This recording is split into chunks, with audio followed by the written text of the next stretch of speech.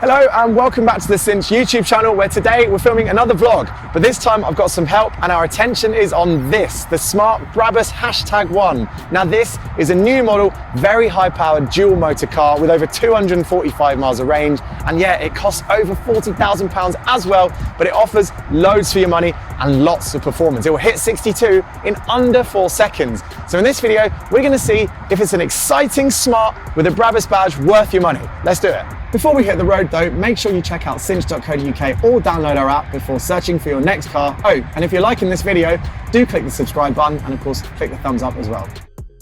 Alright, so we thought we'd jump straight behind the wheel of the Brabus model because the reason you're likely to choose this car over the two normal smart versions that sit below it are because of the way it drives, or more importantly, how high in performance it is. Now, Brabus/Smart claims that this thing will do 428 miles of range between charges, so it's a bit less than its lower spec models. But for that, you get over 400 horsepower and a 0 to 62 mile per hour time of 3.9 seconds. That is supercar fast off the line, and actually we're going to test that in a moment, but I can tell you straight away, jumping in the car, just driving it normally, it doesn't feel like a smart car. Those of us who have a memory of the small Smart 4.2s, for example, which, yeah, they did their job, they were great in the city, but they were tiny, weren't they? And you had a bit of noise and stuff like that. This feels much more like the SUV it looks like, much more like that very usable crossover. It steers really nicely, it rides all right. Standard fitment of 19-inch wheels on this car means the wheels are pretty big, but you still got some tyre, so it rides pretty good, although it is a bit thumpy over some of the bumps. That's quite true of most cars of this size nowadays, because it does weigh over 1.7 tons as well. What matters is how it feels at speed as a Brabus model, and I can tell you, it feels solid. There is so much low-down performance, there is lots of acceleration, and also there's lots of space in here. They're claiming that the interior of this car, despite it being less than, I think, 4.3 meters in length, this car has an interior with as much room, so they say, as a Mercedes E-Class. And certainly, from where I'm sitting, it does feel like that claim is pretty accurate. It has a little bit less range than its siblings, a claimed 248 miles between charges. Now, you do get several drive modes in this car. It will be in default at comfort, and it doesn't change how the ride is. That's always the same. It just changes how the twin electric motor setup reacts. You've got power at the front and the back on this Brabus model, which is different from the just single motor smart version of the car. To go with the 66 kilowatt hour battery. Now, charging, before I get into the drive modes, actually, you get pretty competitive charging rates. It'll do 10 to 80% in about 30 minutes on a 100 kilowatt plug, so they say. And this also has, for you home chargers, a 22 kilowatt AC charger as well. So it will charge pretty quickly, just over 3 hours, we're told, from 10 to 80%. But if you don't drive it in eco mode, and let's say you put it into sport mode, where suddenly you get a bit more acceleration available, or if you then go into Brabus mode, of course, you're going to be eating into those power reserves a bit quicker. But the trade-off is very good performance, and you can actually turn off, I should say as well, the stability control, so you can really play with this car as you're going around, as I will demonstrate on this roundabout. So ESC off. But it's quick and it handles really nicely. I jumped in this car expecting it to be a bit lazy and a bit understeery around bends, because when we spoke to David, Smart UK CEO, this morning, he said this is a car that's quick in a straight line, but it's not a car for the track. So I thought that's him saying it's not going to handle too good. But you really do feel the extra torque that I think is being delivered to the rear. The car wants to turn even under power around a bend. So that's surprising. What's not surprising is how quick it is in a straight line. Right, 3.9 to 62, they say. Let's see if that's true. Right, here we go. 3, 2, 1, go. Oh my God, that's fast. Oh my God, that's quick. And 60. Wow.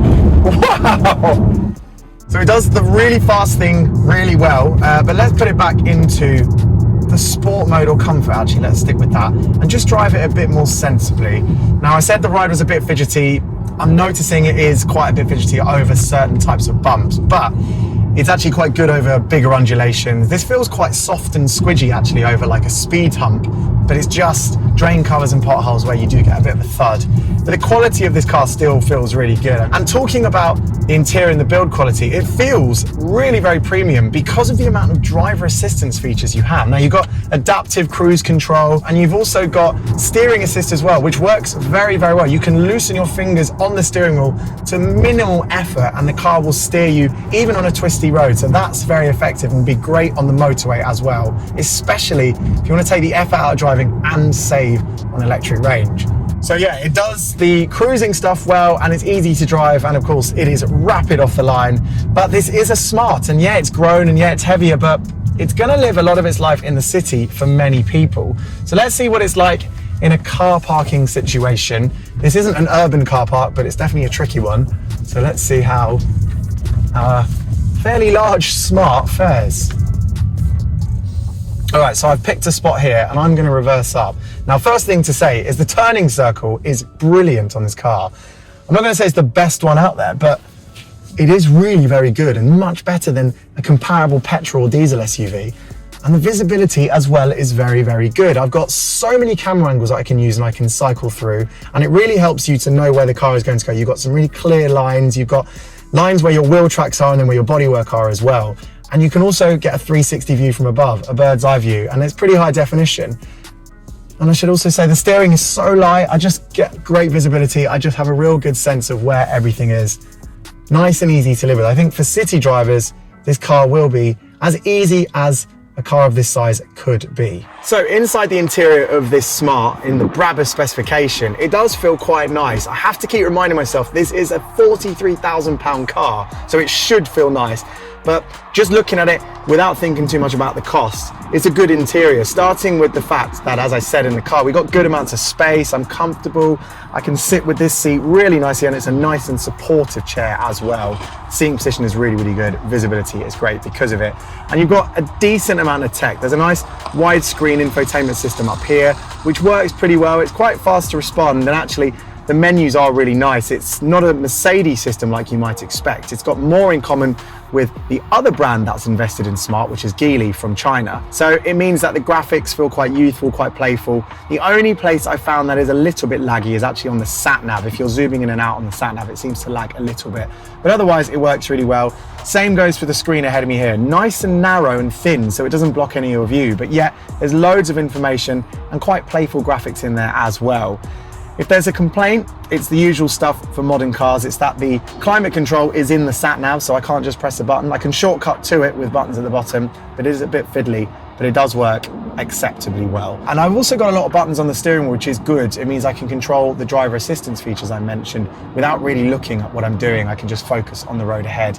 And the head-up display as well, which is projected onto the windscreen directly, is packed full of information, and it's very clear and big numbers and graphics. As for the quality of the interior, now in the traditional £43,000-ish car bracket, well, you might be thinking, there's a few hard touch plastics around here. It doesn't feel the highest of quality when it comes to materials. It doesn't feel like a premium model when you poke and prod on the plastics, but the fit and finish is good. Everything feels pretty tight.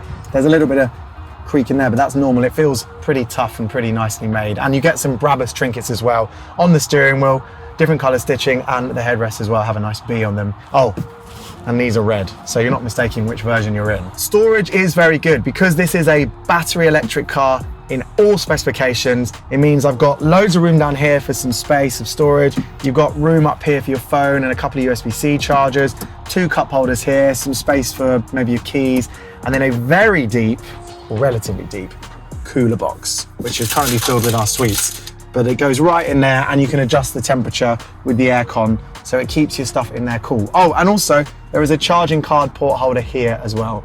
And pretty generously sized door bins as well, because the speaker system, which is a really good system, it's a Beats system in this car, it's nice and powerful. That's all focused in the front on the dashboard, so the speakers are up there, meaning there's no speaker in the door, so you've got more space for your bottles or whatever you want to throw in there as well. Oh, and there's one quite funny feature in the sat-nav that we discovered. If you go onto the climate menu, not only can you control how the air is filtered into the car, but you can also deodorize it. Now, take from that what you will, but basically it means get the smelly stuff that's in the car out of the car as quickly as possible. And it does that by, when you press it, turns the fans up and it lowers the windows a bit. So now the air is blowing out of the aircon quite hard, and now it's being allowed to escape through there. So whatever smell you might have, wherever it's come from, it should be kicked out of the car pretty quickly. That's good to know. So in the back, we have a decent amount of space. They say E-Class equivalent space, and I think it feels roughly like that, although I think you get less when it comes to legroom and knee room, and a lot more when it comes to headroom. So that number isn't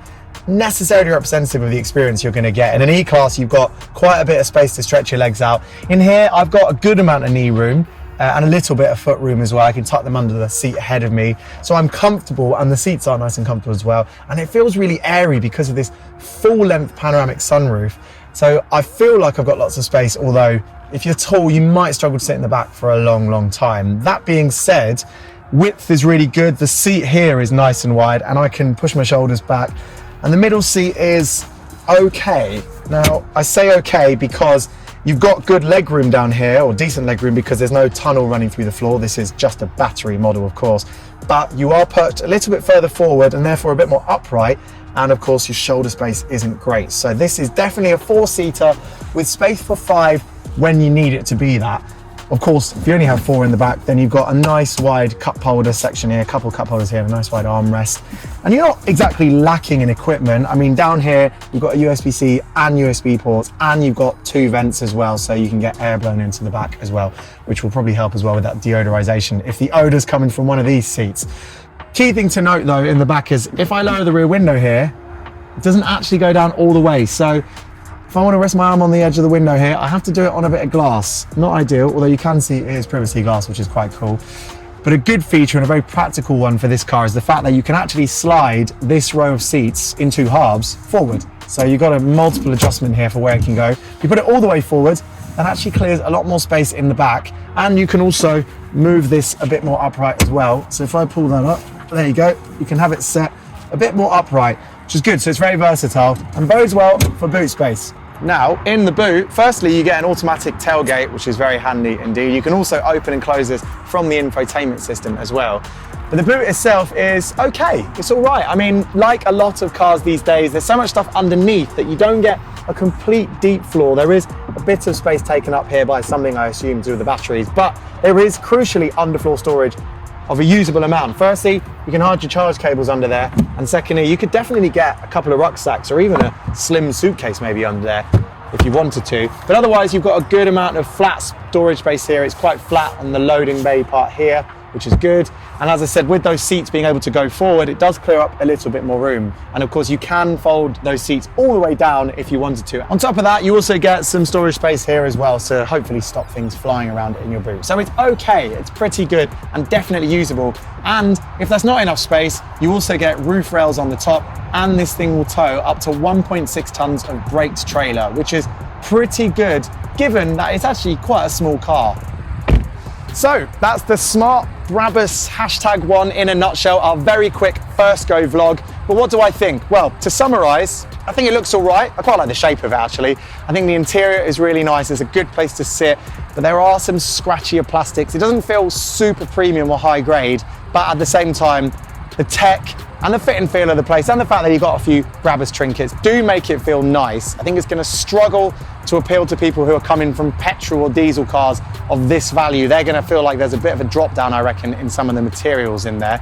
But this being the Brabus one, well, it is so quick. That 0 to 62 miles per hour time is really very good. We put it to the test. It is rapid, it's quick off the line, and it's quick rolling on acceleration as well. And the range is just about acceptable. Some cars now are nudging 300 miles, of course, but this thing is kind of where it needs to be, probably at the bottom end of that anyway. If you want more range, of course, go for the normal smart models anyway.